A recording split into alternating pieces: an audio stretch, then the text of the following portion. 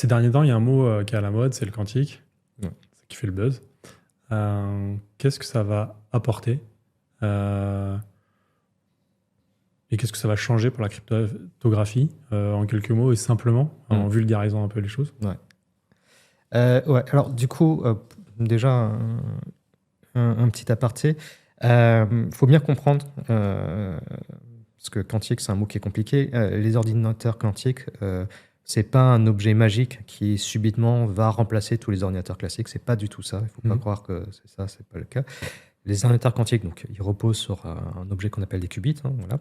Et les propriétés quantiques que je vais pas expliquer parce que je comprends pas très bien font que ces qubits permettent d'optimiser de façon exponentielle certains problèmes combinatoires.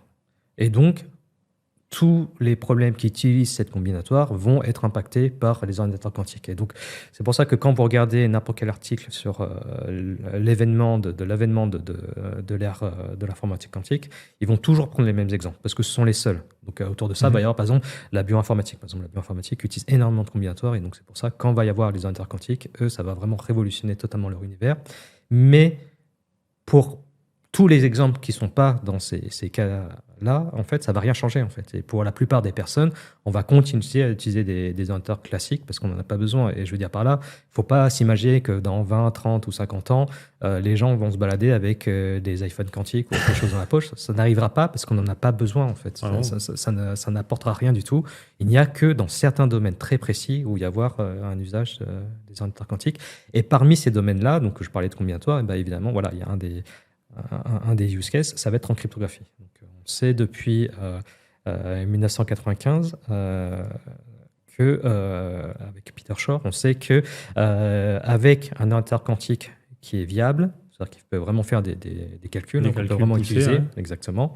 Avec un ordinateur quantique qui est viable, on peut totalement casser les problèmes mathématiques sur lesquels reposent nos algorithmes à clé publique actuellement. Donc tout ce qui va être à base de logarithmes discrets ou de factorisation des nombres en nombres premiers, tous ces trucs-là, ça va être vraiment totalement cassé. Et donc qu'est-ce que ça veut dire, le fait que ce soit cassé de façon exponentielle?